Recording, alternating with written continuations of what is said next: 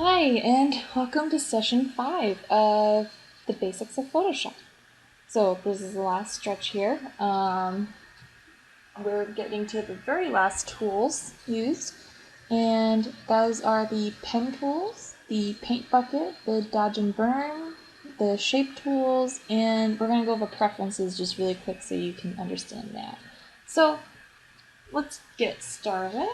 I have Ragweed here again, and let's take a look at the pen tool. So the pen tool, which is P, is a tool that you use to draw a path. And to understand what the pen tool does, we must first understand what a path is. So a path is just a shape that you create that won't be visible, that you can save over here in your paths panel, and you can make a selection from the path. So basically it's just a selection that you can save for later use. So this is another great way to learn how to make sure that you're painting within the lines other than just creating a selection from scratch or using the mask tool, the layer mask tool. So let's start. I'm going to create a new layer and let's see how the pen tool works. So I'm going to click once and put down a point, and I'm going to click again, but hold, and you'll see that a line is created.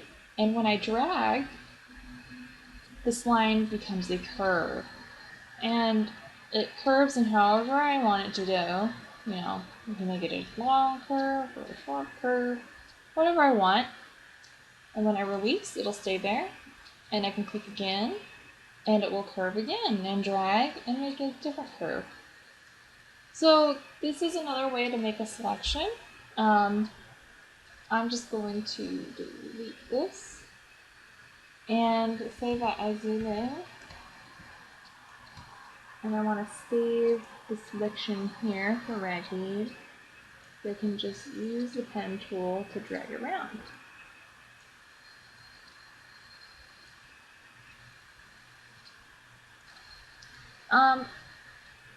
I'm not going to get super into that, but let's create just a wave path.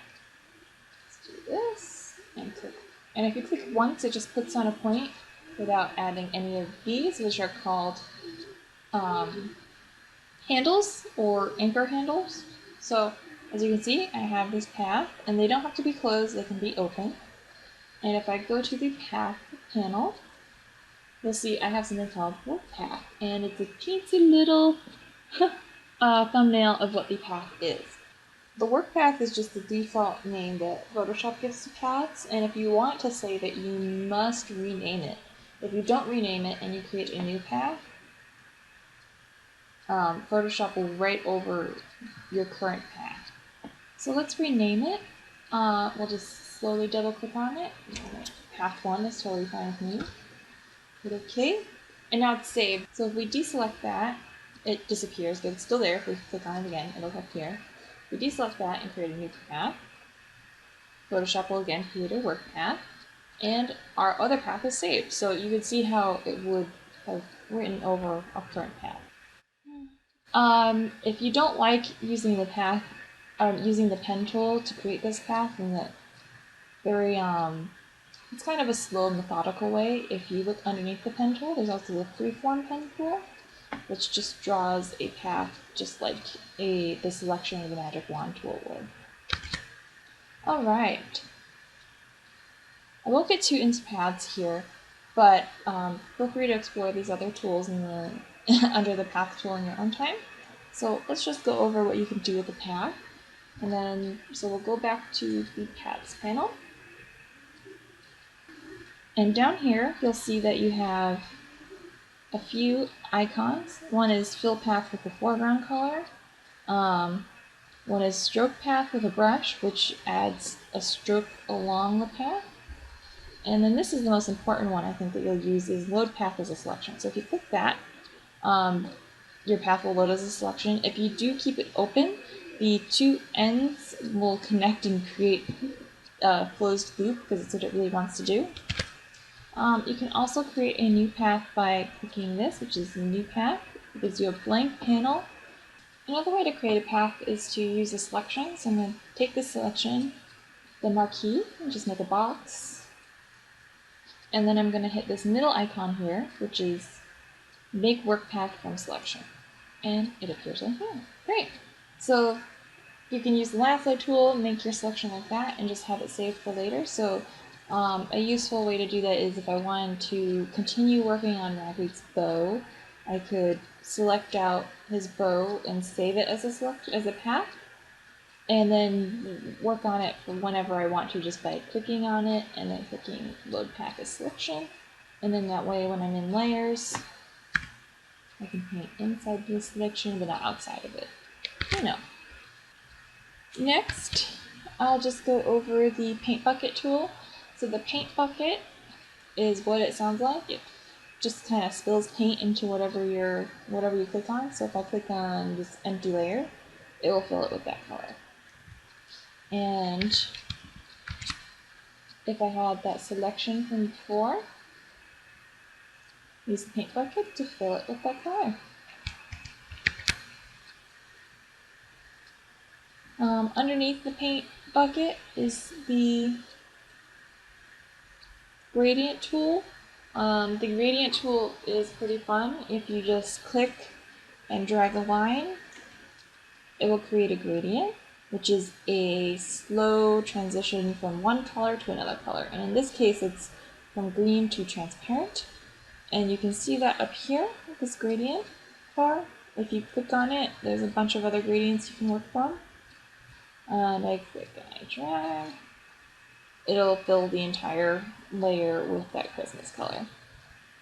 Also, the gradient, how long the line you drag is how gradual the gradient is. So if I drag all the way off screen, it'll be very gradual. And if I do a really short line, it'll be a super teensy gradient, as you can see. Next, we have the dodge and burn tools. That's this little sort of magnifying glass looking one, a hand, and the sponge, which you can explore in here all the time. But the dodge and burn are very useful.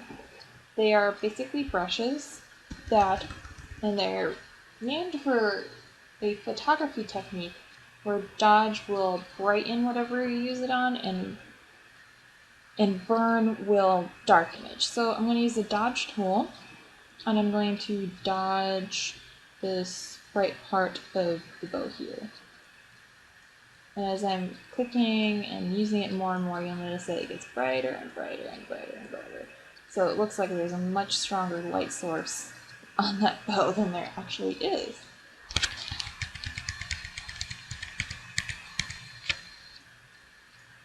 Alright, and then the burn tool, do the same thing basically, except it will make it darker. So if I burn the shadow,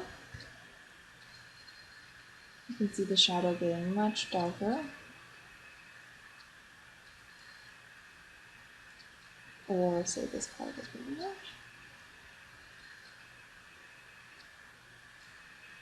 You can kind of change the lighting of an image just by using the dodge and or burn tools. This is really great for if you've scanned in or if you've taken a picture of your artwork, and you know when you sometimes take a picture and one side will be darker than the other, you can use the dodge tool. It's really, really big, and make sure to use a soft version of it and just lighten up the side that's too dark, and use the burn tool. Again, is a really big, soft brush to darken the side that's too light. And that will make a more medium shaded image. Something to be aware of, up at the top is exposure. I believe it's set to 50 by default, but a lower exposure gives it a softer effect, so it takes more clicks to get through it. And I recommend something lower than 50 because 50 is pretty strong and it's pretty obvious that it's being used. But if you use, like, drag it to 14%, and I use it on his head, it's very gradual and very soft. You can create a more natural looking effect. Next, I'm going to show you the shape tools, which are pretty self-explanatory. they make shapes. So the default one is the rectangle tool, and again, just like the marquee, if you click and drag, it'll just create a rectangle of your chosen size, or if you hold shift, it'll make a perfect square. And you'll notice it's not filled with anything, and that's because the settings up here show the fill to be nothing. When you see this white box with a red bar through it, that means transparent. So if I wanted to fill it with a color, I could just click on any of these colors here, or one of my recently used colors, and it's filled with a color. And then the stroke is just the border that you choose for it. So I could choose a green border, a dark one. And then this is the size of the stroke or the border. So I'm going to increase it to 10 so you can see it more easily, and hit enter. And there's the stroke. And next you can choose the type of stroke, and so there's a straight line, or a dashed line, and a dotted line. You can also choose where it aligns along its path, which is the outside of the shape. So I'm going to choose, right now it's on the inside, but I can choose to have it align to the middle or the outside of the path. I like the middle usually. Caps are for if you have a path that doesn't have an end to it, that doesn't connect to its other side. You can either have the end be a flat straight line or a curve, or a flat straight line that ends just outside of the end of the cap. And corners are, you can have them be sharp or slightly rounded, which you can see it changed here, or beveled, which are just cut off at the edge basically. This is how you can change the size of your shape. I can change it to 12, enter, and it will get a little bit wider. Of course, it's not going to stay a square if I do that. And let me delete the shape. And you can also create a rounded rectangle. And I like using these a lot, they're very nice. Though the saddest part about making a rounded rectangle is that to change how round the corners are, you have to do it before you drag it, which is unfortunate. So right now it's 25, and with an image this size, let me just change this to a color we can see more easily. With an image this size, the corners are not very rounded. So I'm going to delete that and change it to 125 pixels up here, and the radius is the roundness of the corners. And hit enter. When I drag again, it's a much nicer, more gradual curve here. And again, you can hold down shift to make a perfect square. And then after that you have the ellipses, which is the same as the marquee version of itself. You can drag and make an oval, or hold shift and make a perfect circle. And then last, or one of the last few, are the polygon tool, which is fun. It makes a many-sided shape, so by default it's 5. When I drag that, it's a pentagon. I'm going to fill it with a color so you can see it. Ta-da! And to change it from not a pentagon, we can change the sides here, so let's do 8 for an octagon. And now we have an octagon.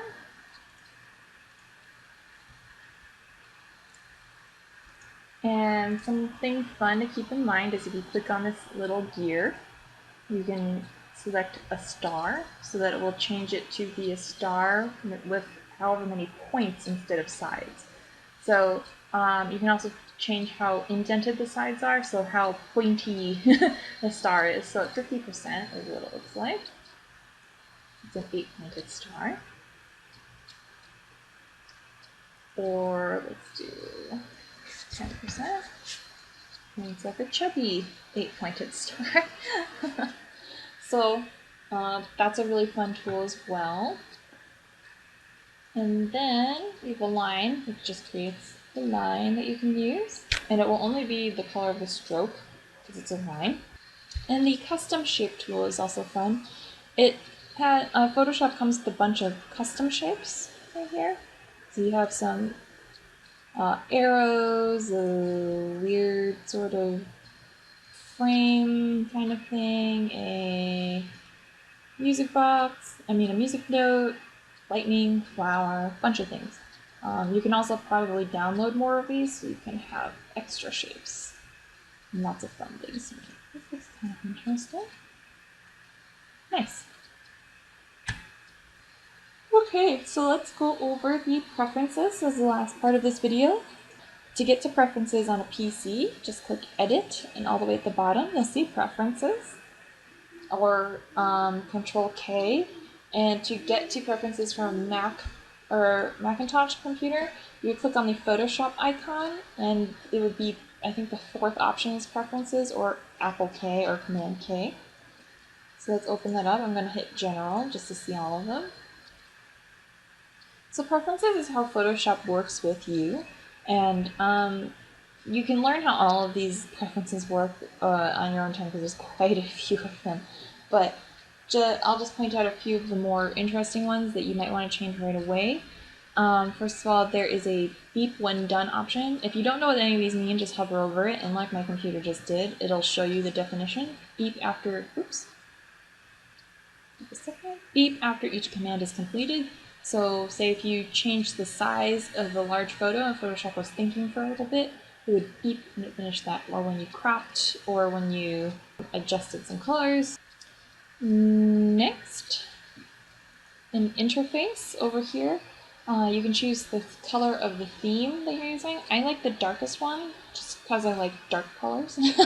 But there is a light gray version of Photoshop, and a medium, dark, and super dark. And super dark is what I like. You can also choose the background color here by changing the standard screen mode. So I like black, which is what I have mine set as, or you could do dark gray, or medium gray, or light gray, or a custom color. But I like black because, again, I like dark colors. So you can explore these two. Next is performance. And I mentioned a while ago that about history states, how by default you only have 20. So this is where you can change it. This is performance, and history states right here. Again, you'll see the default is the 20. If you would like more, you can certainly make it as many as you'd like, but it will use a lot of computer resources because basically your computer is just remembering everything you did up to a certain point, and that is quite taxing on it. So I've never had a problem with the 20. It's been just enough that I would like that it goes back far enough, but just little enough that my computer doesn't seem to notice it at all. So whatever you like to do there is perfectly fine. Cursors is interesting because you can change how the cursor looks. So this is what the brush cursor looks like, which is a circle. Or you could change to a standard, which it's funny because it's called standard, but by default it always does normal brush type. So standard is a brush-shaped icon, which I don't like because you can't see how big you're painting. And same with precise, you can't see how big your brush is until you actually paint. So I like normal brush shape, or you do full-size brush type. You can also have a crosshair in the middle if you'd like. Same with other cursors. Another thing is units and rulers. By default, I think by default Photoshop runs as inches, but you can change it to be pixels or centimeters, millimeters, points, equals, percents.